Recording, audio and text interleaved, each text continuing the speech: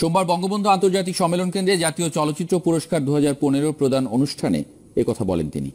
প্রধানমন্ত্রী বলেন, প্রতিযোগিতামূলক বিশ্বে টিকে থাকার জন্য চলচ্চিত্রে ডিজিটাল প্রযুক্তি ব্যবহার করতে হবে। এ সময় সাভারের কবিরপুরে আন্তর্জাতিক মানের বঙ্গবন্ধু ফিল্ম সিটি নির্মাণ করা হচ্ছে বলে জানান প্রধানমন্ত্রী। জাতীয় চলচ্চিত্র পুরস্কার 2015 আসরে যুগ্মভাবে আজীবন সম্মাননা পেয়েছেন অভিনেত্রী শাবানা ও সঙ্গীত শিল্পী ফেরদৌসী রহমান। এবারের আসরে সেরা চলচ্চিত্রের পুরস্কার সহ সর্বাধিক 9টি বিভাগে জয়লাভ করেছে বাপজানের বায়োস্কোপ।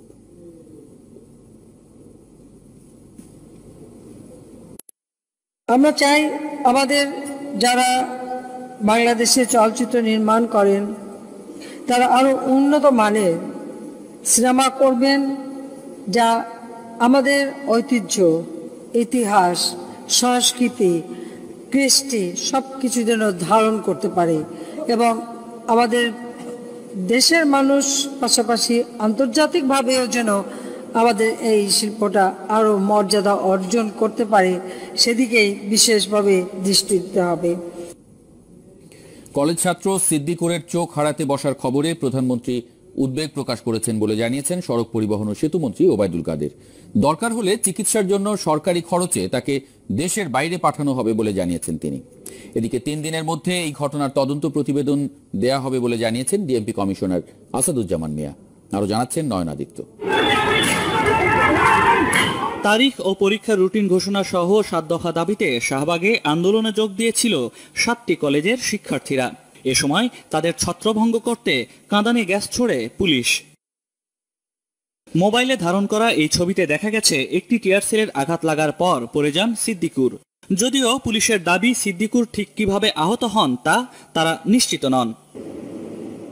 চোখ হারাতে বসা এই কলেজ ছাত্রকে হাসপাতালে দেখতে গিয়ে ডিএমপি কমিশনার জানান, টিয়ার সেলের আঘাত নাকি অন্য কিছুতে তিনি আহত হয়েছেন তা নিয়ে তদন্ত চলছে। তবে ঘটনাটি দুঃখজনক।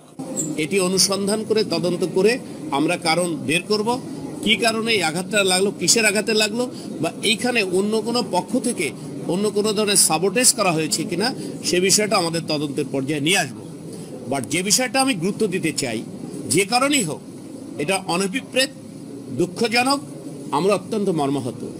পরে ওই শিক্ষার্থীকে দেখতে এসে সেতুমন্ত্রী ওবায়দুল কাদের জানান, তার একটি চোখের উন্নতি হয়েছে। প্রয়োজনে উন্নত চিকিৎসার জন্য সরকারি খরচে তাকে দেশের বাইরে নেওয়া হবে। আজকে ক্যাবিনেট বৈঠকে বিষয়টি নিয়ে মাননীয় প্রধানমন্ত্রী উদ্বেগ প্রকাশ করেছেন।